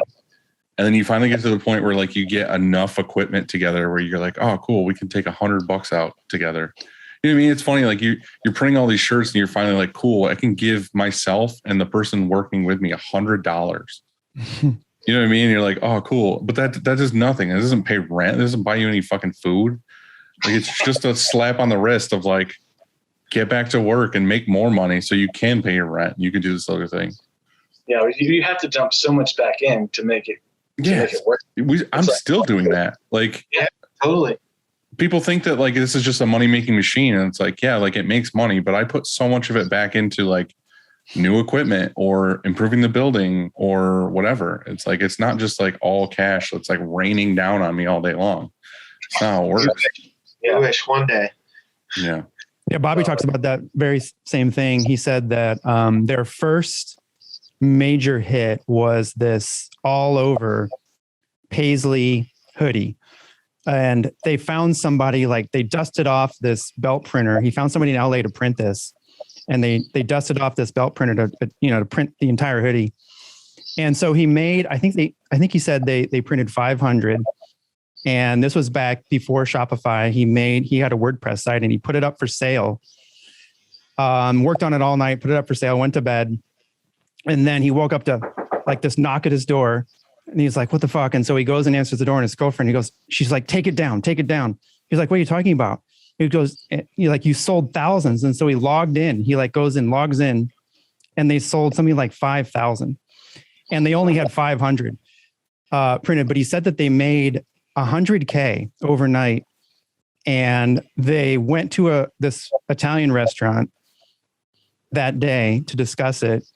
And they spent whatever it was for lunch. And then the rest of that 100K, they put right back into the business. The entire amount. They didn't split it or anything. They just, the entire amount right back in the business. I mean, I think that's what you have to do when you're starting out, right? I mean, you don't want to, you want to say, oh, I want to go get a new car or whatever. But that's not how you grow. You got to invest in yourself, man. Yeah. Those dudes are crazy though, that they sell shirts like that. Like the guy like Bobby Hundreds, and there's other people out there like that. that guy Huff or like those other streetwear brands where they just crush like t-shirt sales. It's crazy because and then you look at the shirt and it's not even always like the coolest print. It's just like they have built like the coolest brands and people just eat it up. And it's like, I can't remember who I was talking to. I think I was talking to Amy from Threadbare, and she has a person who works for her that did that, where I don't know, he's an artist or something. He made some sweatpants that had like, I don't know, it was like 15 locations or something. It was like all different down the legs, like on the pockets, on the sides or whatever. And he put them online and was selling them for, I can't remember what it was. It was like a couple hundred a piece. And he sold like a bunch of them. I was like, how? Like, I could go out and take a pair of sweatpants and use them as test prints for the week and put them online. I'm not going to sell $400. That's what they look like, though. They just look like random prints all over the pants. And I was just like, that's crazy. Like, some people just have an eye for that kind of stuff and what's popular right now, and it sells, and it's crazy. Yeah, some of my favorite shirts are when somebody gets ink on their shirt or whatever, and they grab one out of the bottom of the cart, and it's printed on, test printed randomly all over the place, and they put it on, and it looks cool. I don't know. We've have some people in town that are like pretty rough off or whatever, and we use t-shirts a lot for test prints. Obviously, like if we mess up an order or something gets messed up, we're using that shirt, but we're using like all of the front, all of the back, all the sides. We turn it inside out, and then we'll print on the front and back sides of that same shirt like as many times as we can until we can't print on it anymore. And then we throw it, like most of the time it's going in the garbage if it can't be used as a rag again. We will see people every so often, like in town, like at the gas station or something, with those shirts on. Like they came over to the garbage, pulled it out, and it's like their shirt that they wear. I'm like, dude, that was printed on the inside. Yeah. Also. Right. Yeah. Like they're wearing that around. And it's like, dude, if you want a shirt that bad, come in. I will give you a fresh one. Like I will give you the softest, nicest tee. You do not need to wear that fucking shirt. So I have a question about pricing. You know how inks are going up and emulsion, shirts, everything, right? Everything's more expensive. And we haven't changed our pricing yet. So I used to get aggressive on like larger quotes. I used to quote them a little more aggressively, off the book, under our book pricing, that is. But I find like all last week, we've just been so busy, and with everything costing more, even labor, I have been less aggressive. And in fact, like somebody reordered that. I think last time they got, 700 shirts. And then they came, Claire comes in and says, hey, this customer is getting 1,400. What do you want to do with pricing? And I was like, let's just leave it. So I almost wanted to say, let's raise it. But I also want that. I like that customer. And so I don't want to shock them with, hey guys, I know you're getting more shirts and you would think the price would go down, but it's actually going to go up. And so we just left it. But I'm really thinking of raising prices again, and, because it really is. It costs a lot more. And so have you done anything with pricing, Dylan? And have you guys done anything with pricing yet? Or if not, are you going to do something soon? Yeah. No, we keep getting those emails that all the prices are going up. And Mike just ran a quote by me the other day, and I was like, I bumped everything up on it to him. I was like, look, it's like we got to cover our costs, and we're not going to get any cheaper because nothing else is. So I feel like the whole world's kind of accepting that prices for everything are going up. So better to be on that train than to miss it, Yeah. I think we looked at it as not necessarily of like, okay, let's just raise our prices across the board because we can and everybody else is right now. We more looked at stuff like, should we be doing things this certain way? Like I said, like with our minimums, like, do we really need a 12-piece minimum anymore?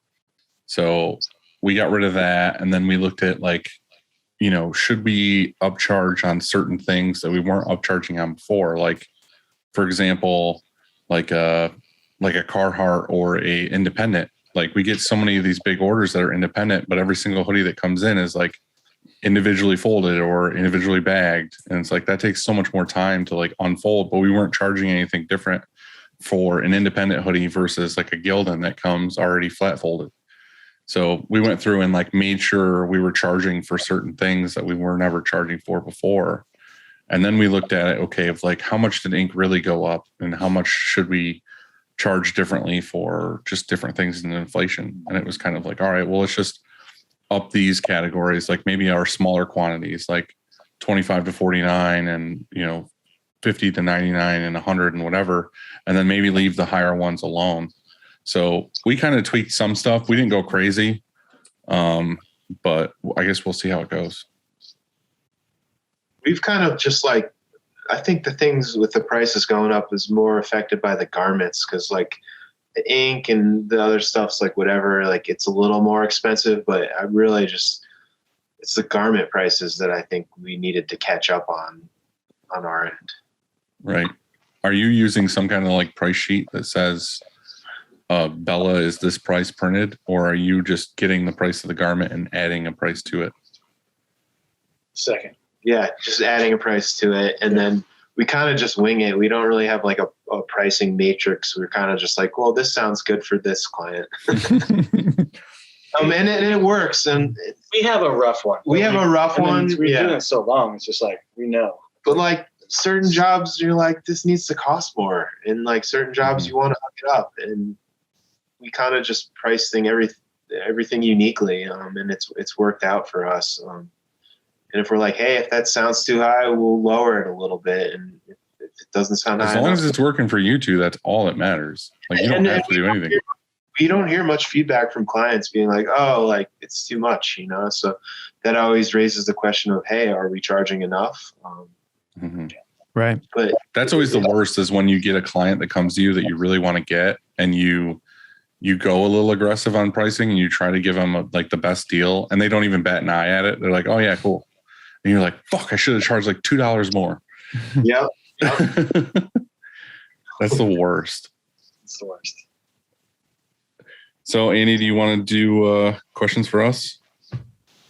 We have a listener question. We could do that first. Okay. Yeah. And this was what the teaser we had earlier that everybody's been waiting for. What this? So this one comes from John Yogodzinski.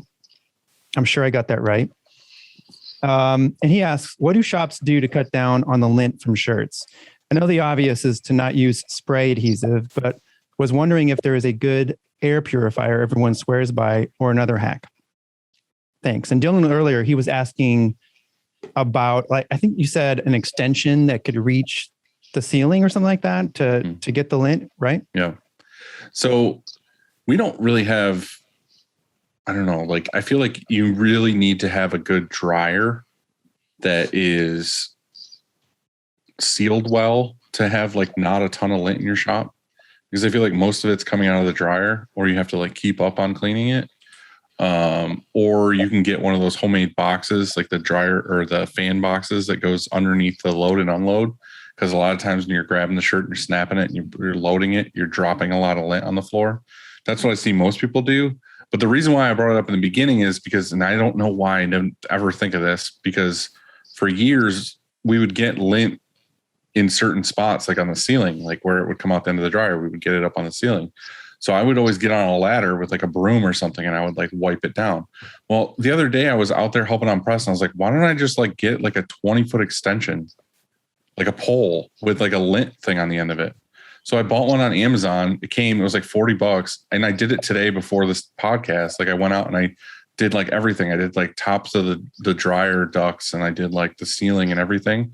I was like, this took me like 5 minutes. This was super easy. Like, why did it take me 12 years to buy this thing? And then the lint fell down on stuff or yeah, I mean, like in that spot, like it was clear, like it fell down on the floor or it fell on top of the dryer. And then I just linted, like dusted the top of the dryer and then I swept everything up on the floor. So. All right. Before we go to your answer, I got mine. You ready? Uh-huh.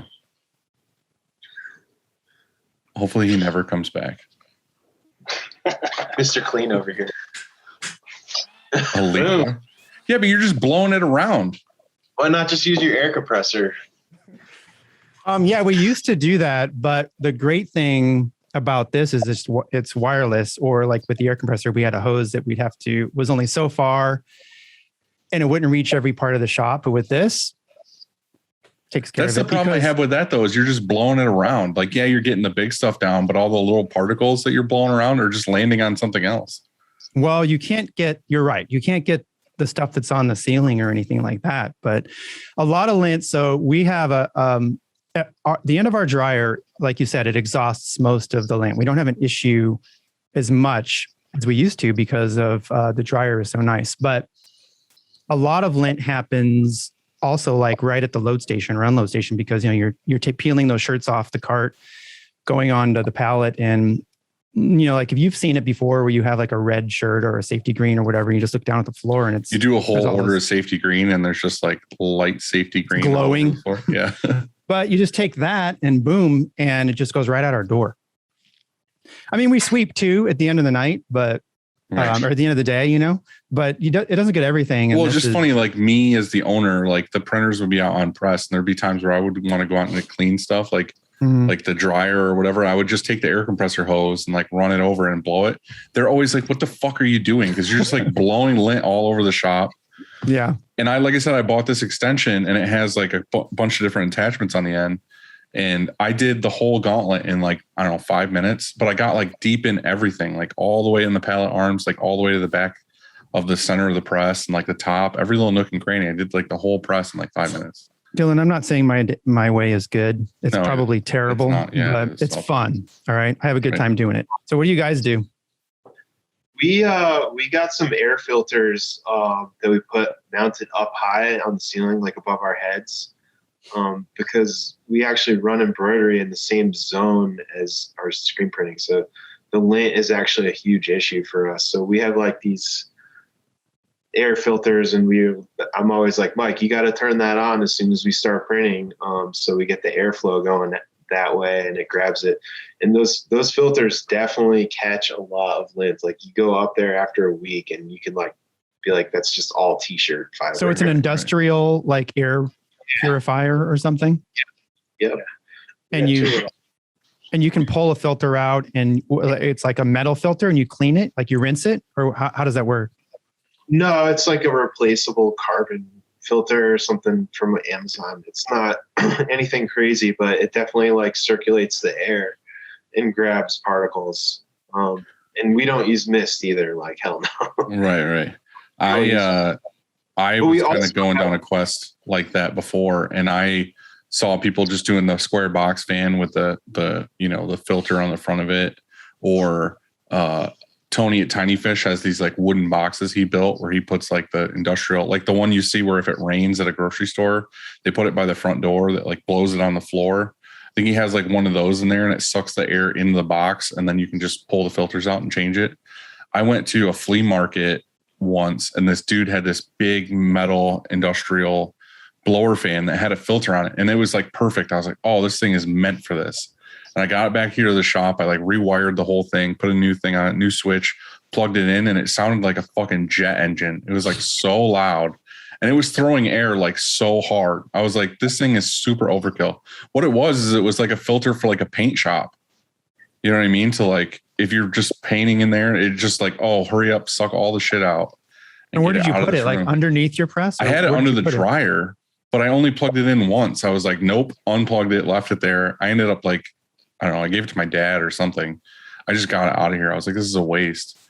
But the biggest thing now is we just wipe everything down and sweep a lot. Like we do, we might do it a couple times a week, but my mom comes in on Saturdays and like sweeps the whole shop and like dusts everything. So that's when she's done, when she finishes the digitizing. Right. When she finishes the digitizing, she goes out in the shop and sweeps everything. Cool. Can I get her digitizing? Yeah, for sure. Well, I've had this saved on my phone for a really long time, and I wasn't expecting this to happen this episode. I don't know if you saw it, Andy, but on Facebook, there's a group called Screen Printing Gurus, and somebody posted this thing. I don't know if you could see it, but it's called a thread sucking machine. I don't know if it'll show it. But anyway, it's like, now I see it. It's like a box with like a chute on the front of it, and it just sucks in air really hard. So you just take the shirt before you load it on press, and it sucks the whole shirt in. And you hold on to it and then you can pull it out and it like pulls all like like lint balls and fibers and stuff are off. And I was like, this thing is so fucking stupid. Like this thing is such overkill. I thought you were going to say it was great. No, because I was thinking to myself, oh my God, that would slow us down so much. So bad. Yeah. I was like, this is so unnecessary. Like this is one of those things where someone like super over engineers something for like a small problem.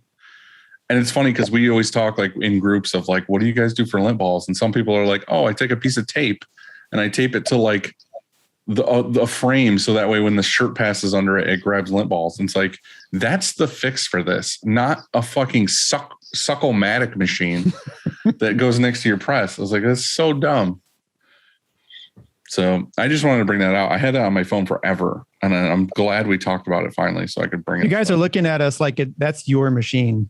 Yeah, they're like, oh, yeah, we built this. Sorry. Probably have a digital. They're trying to sell it to you. Yeah, my luck, it would be you guys too. Like shit like that happens to me all the time where I say something horrible and you're like, oh, that was me. The other thing we do have in our shop, though, to like control lint and stuff is we have a curtain in between our embroidery and our press.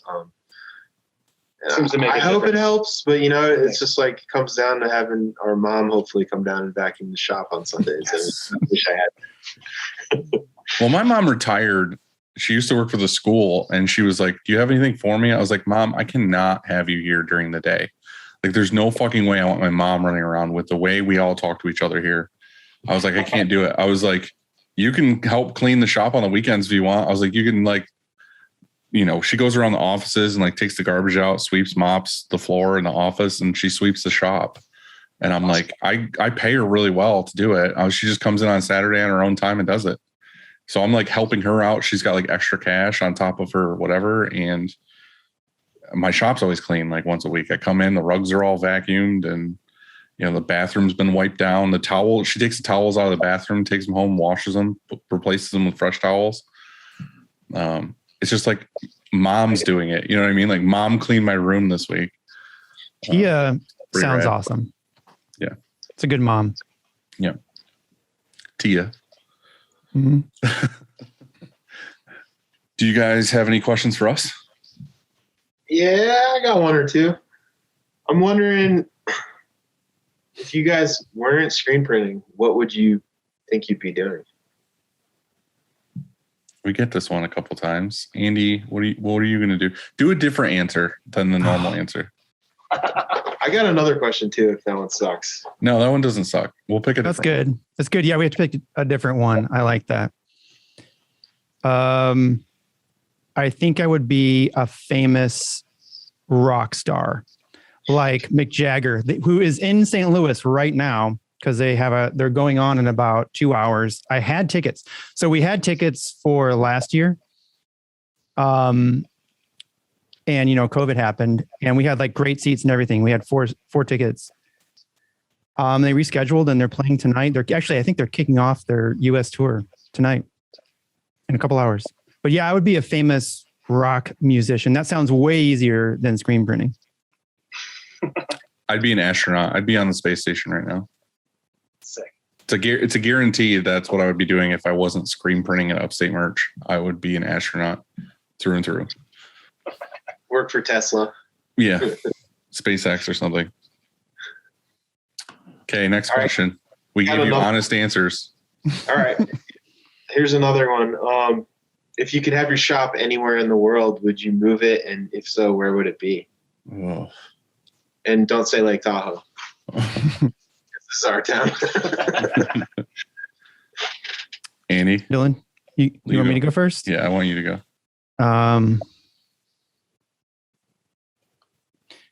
I would say that I would not move it because St. Louis has been good to us and this community has been really good to us. Not that they're listening or anything, and I've got to say that, but I really mean that, genuinely mean that, because it used to be when we first started out, you know what it's like. And we had people refer us all the time. They're like, hey, there's this new shop or whatever, and they do great work and go there.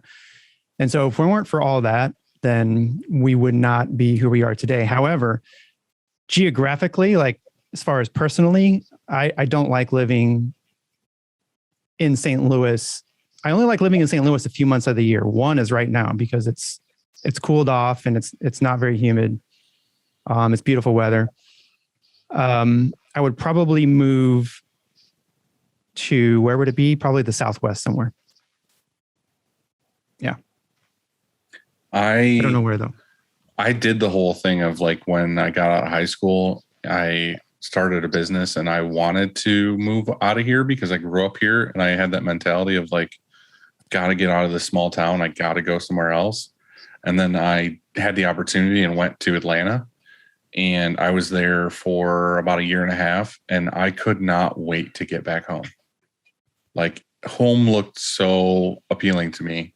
And I came back here and I had all these like people that knew me. I had connections. I had every opportunity to start upstate the way I did and get to where I am now with like buying the building and all these other resources. And I love it here. Like, I'm from here. My house is like a road over. I'm in upstate New York. So like I've got like seasons, and I have no fucking crazy creatures that like try to sting you or bite you or kill you when you're outside. I have no hurricanes. I have no wildfires. I have no tornadoes. It's pretty chill here. And it's funny, like I was in Utah last week, and one of the things that was brought up, because I brought my buddy Brett with me, and he's like from here too. And I was like, you know what's awesome about this time of year is like powdered sugar donuts and cider directly from the cider mill. I was like, I can't wait to go home and have that. And it's like, it's funny because it's like something I look forward to every year. And I was like, that's from where I'm from. Like, that's why I'm excited to go back and get it. So I feel like I'm super happy here and I would like to stay here. But if I had a choice of just like right now in the back of my mind of like going somewhere, it would be kind of nice to be somewhere that was like 70 and sunny all year long. Because right now it's nice. Like Andy said, it's like fall and it's hoodie weather and it feels good. But when it's like gross in the summer or it's like negative 10 degrees out in the wintertime, that's when you change your mind and like, I would love to be somewhere else. So that's the answer to my question. Yeah, that's why in January you have to come with me and go to the desert. Mm-hmm. We'll take January We'll just go off. to Lake Tahoe and we'll start a print shop there in our off season. We heard it from them. There's only like 1 or 2 printers, so we might as well go there together. You've already earned all the locals here, so good luck, buddy. I don't know. Andy's pretty convincing. I like how you guys are, you give back in that sense of like the community built your business, and like how you treat your customers really does matter to like have that, referral and, the slope from the beginning of your business to make it happen. So you need these people to love you Right. in whatever form, but it's really the community that does it, because if they didn't like us, We wouldn't be here. We wouldn't have anything to print. Yeah. So I'm pretty stoked on where I am, honestly. Good. I gotta do this. Mike's gotta go. I have He's got kids. I got kids. I got to roll. So I didn't want to be rude, but I understand. really good to meet you guys. Yeah, you too, man. Hopefully we can do this again. Okay, as soon as you leave, we can talk so much shit about you. So go ahead. See you later, man. See you, Mike. Have a good night. Dylan, bye, guys. See you, man. I'm not going anywhere yet. Okay, cool. I was going to say that about that community thing. We printed for an Oktoberfest here, and which is this weekend in September for some reason. But and when we printed all of their merch, every year they give us 6 VIP passes for like this VIP lounge area, and they're worth a ton of money. And they do that because we've grown together, and we know each other, and I guess we're partners in their thing, partially anyway. And that's the kind of community is, that's kind of, customers we have. And I really like that. And that's why I wouldn't trade it. That's why I wouldn't move. Personally, I would like to be somewhere else half the year, like I said, geographically, just because of the weather. But otherwise, it's a great place to start a business, great place to have a family. Yeah, there's one other place that I think about besides the Southwest, and that would be our Lake Danish Tahoe. friends. No, our Danish friends, Katone Fabrik. All of the pictures of their shop look amazing. And so I would definitely move there. Cool. Yeah. Do you have any other questions for us?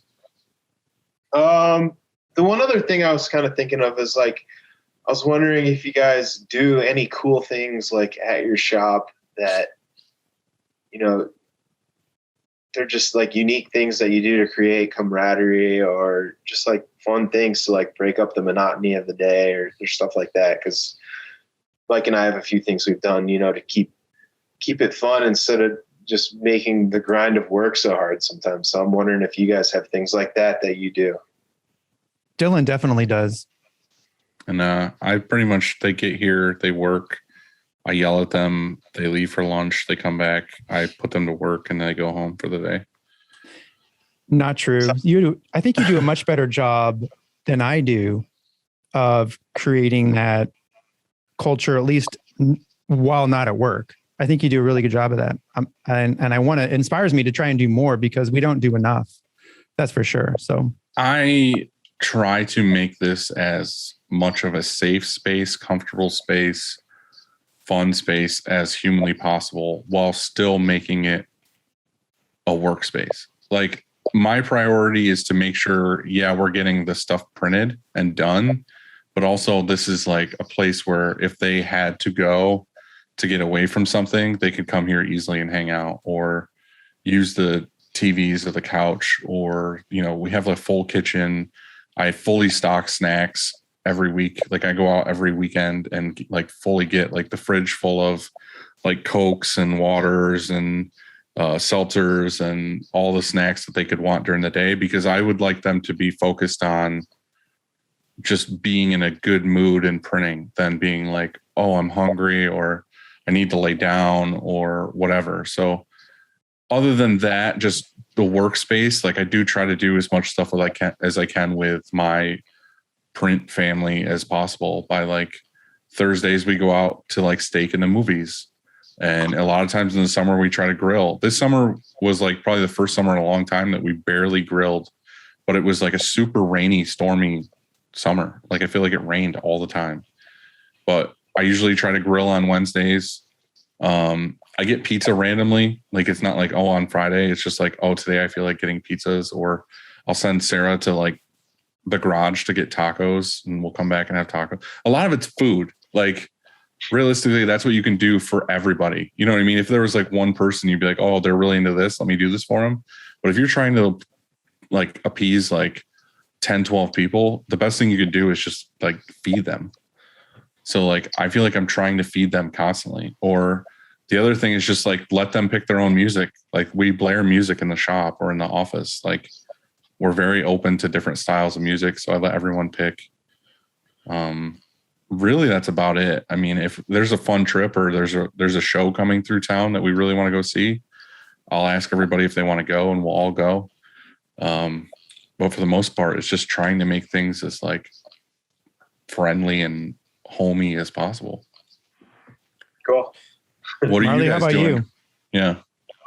Yeah. No, we do one cool thing. We've done different stuff over the years, but I mean, we don't have a ton of employees to appease. It's really just us, but I mean, it's still work. So I feel like sometimes you got to break that up and like make it more fun. But one thing we kind of created that we've done on and off over the years, we call it like our Rise Challenge. And basically Mike and I would take turns coming up with like a challenge. And we would basically take a half an hour out of the morning before we really dive into what we got to get done.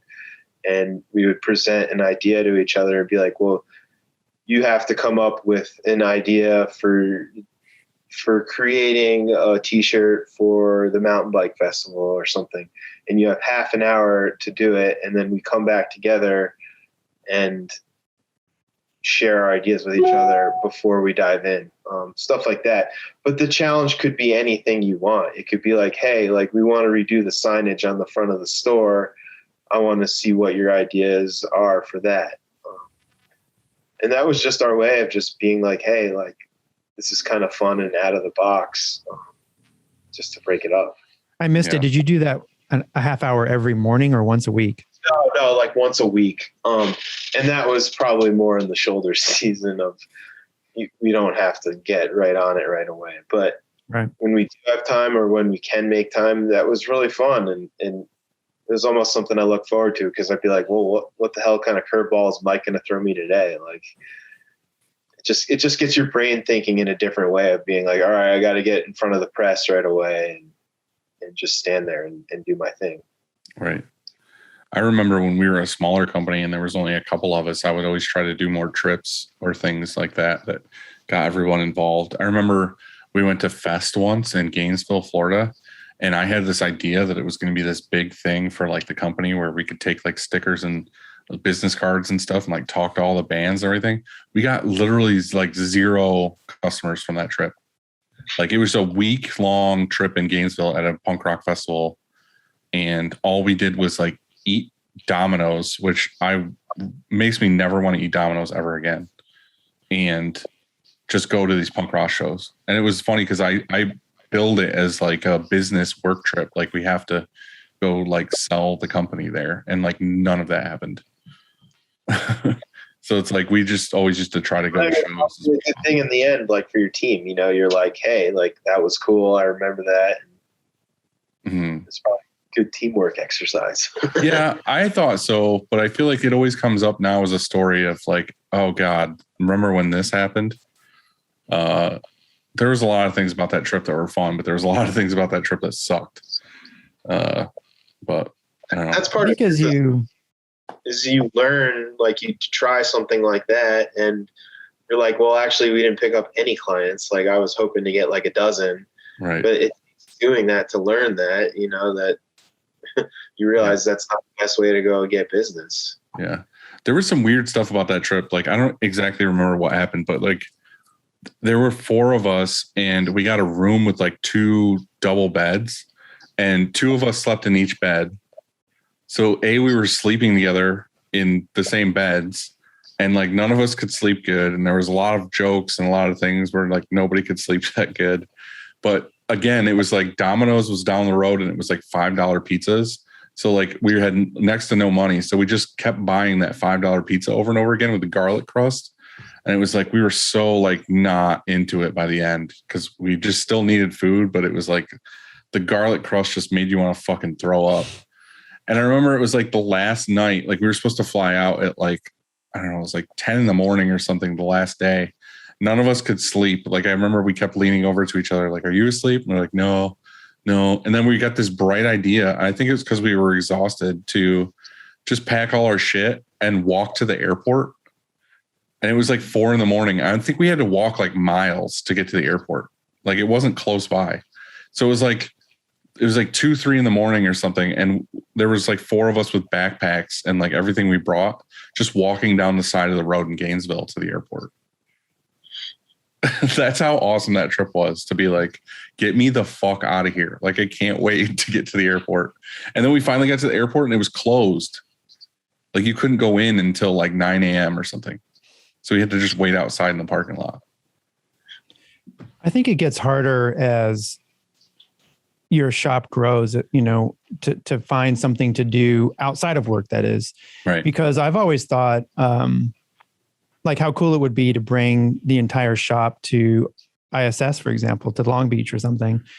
And what would we have to do to make that happen? Well, we'd have to shut down, you know, the shop for however many days and then buy 20 something plane tickets round trip.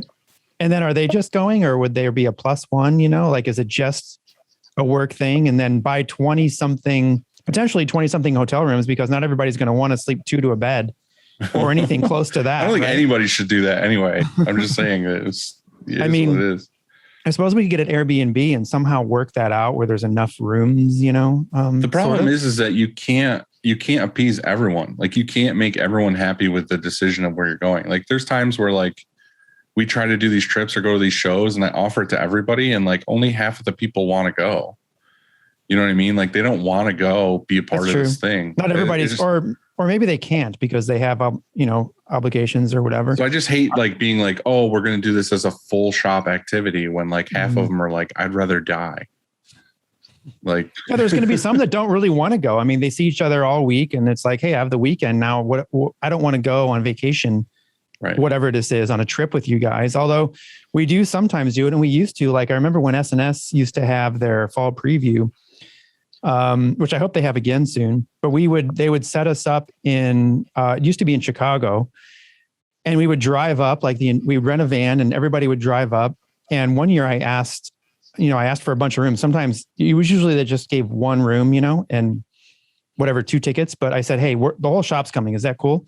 They're like, yeah, okay, we'll make it work. And so they gave us several rooms. And when we got there, we partied so hard that I remember the next day we were so hungover. There was this, we went to get breakfast across the street, and I was barely alive. Like we all just somehow made it there, ate breakfast, and they never invited us back after that.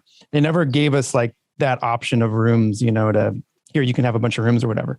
And so I don't know. I think that you also run into the situation if you do take your whole crew on a trip like that.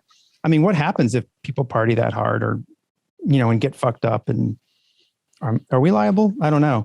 And so maybe something in town, maybe we should do something though, because you're right. Like there's never a movie night here. And even if we did have a movie night and half the people didn't go, well, at least half the people that wanted to did. The people that wanted to could, you know what I mean? That was the biggest thing. So I don't know. I just leave things as an open invitation. So like, if you want to go, cool, you're welcome. Right. That's kind of how things go here. So Definitely different for a bigger shop versus smaller shop. Yeah. I think you guys are crushing. I think it's awesome that you've united so many screen printers that want to listen and do this. I hope you guys are thinking of something cool to do next. Like, you don't have to tell me, but I hope that something cool comes of this next, where it's like even cooler than ISS or something like that, Like ISS is fun and all, but like I'm good for about 6 hours, and I'm like, all right, like it's good. The best part of all those is just kind of like getting together with friends. You know what I mean? It's like a couple times a year you can go to a show and you can go see all of your print buddies. So that's what we're looking forward to the most. And right now we've got Print Hustlers coming up. So I'm looking forward to seeing everybody there. That'll be in a couple weeks. So we'll see how it goes. But yeah, man, we appreciate it. I mean, this is super fun. We love hanging out with people like you. So it's all good for me. Nice. Do you have any shop hacks? I mean, I love hearing the ones you guys get out of everybody. I really like the squeegee cutter one. I definitely went and got that thing. the scissors. Yeah. That thing's amazing. I'm like, I can't believe I was cutting it with a normal blade before. It was like torture. Yeah. But we're a small shop, so we do some things kind of in funny ways. One thing I mentioned was like we have a curtain that we pull between our embroidery and our press to kind of just try and keep that clean, because that's such a shit show. Right. One thing I have is the rubber floor mats. We double those up. So instead of just having like a single layer of those, we do 2 or 3 high on them, and they're like that much softer. But then beyond that, like around the press, or where are they? Yeah. So like you have like your loader station and your unloader, and you got the person at the end of the dryer. Instead of just having one of those rubber mats for your feet, we use like 2 or 3. It's crazy. It is pretty crazy. Andy, was it you who had the Sherlock ones, like the super padded ones? No, but no, it was Acme. It was Acme I went to that had those. We got, though, recently we switched ours up from like the restaurant mats that, they can get wet or whatever. They have holes in them. And we switched it to, I think we got them from Uline, and they're called Cadillac mats. Have you heard of those? Mm-mm. I don't know. And we bought the double thickness ones. I think those are the same as the ones that Sherlock sells. Okay. They're just like super thick. So you're saying you throw 2 and sometimes 3 on top of each other, and it makes for a better day, I guess. Yeah, they're the cheap mats. I mean, we just stack them, and you stand on it and you feel the difference. I mean, that and my other shop hack would be wear nice shoes to work that you're comfortable to stand in. I mean, Mike will come in here and he'll be like wearing Vans, and he'll be like, my feet hurt. And I'll be like, well, you're wearing Vans, dude. That's me. That's my problem. Yeah, that's me too.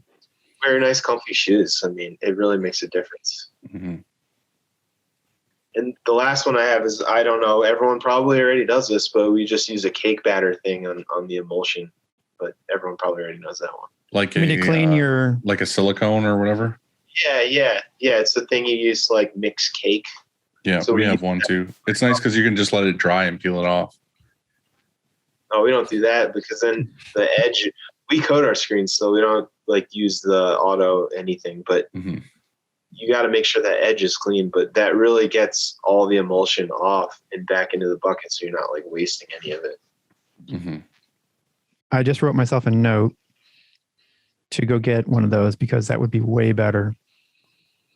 They're like, what'd you call it? Takes it out of the silicone. scoop coater so much easier. Yeah, it's those things you use for cake batter. I call them like a cake batter. You can get them at Target or whatever, and it's just that Spatula. little rubber, and and it's really clean to wipe emulsion because it's like emulsion's kind of like glittery. Right. Nothing crazy. All right, quick takes, Dylan. Yeah, I'll go first. What's one thing you need every morning?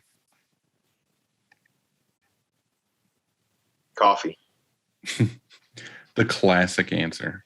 Well, I mean, I'm an asshole if I don't have a cup. What do you put in your coffee? I drink it black. Good man. That's the answer I wanted. Next question. I was waiting for him to say he takes an ice bath, Well, I don't have time for that. Yeah. Best recent read, listen, or watch? This is a tough one. I've been like away from my normal routine with like all that fire crap. Best read, listen, or watch. I don't know. I want to read that Bobby Hundreds book now that you're talking about it. I don't know. Next question. I highly recommend TV, that book. No movies or anything you've watched recently? I can't even think. I like that Wu-Tang show on Hulu. I've been watching that. It's pretty cool. So there you go. You got an answer. Yeah, there you go. Yeah. What advice would you give your younger self?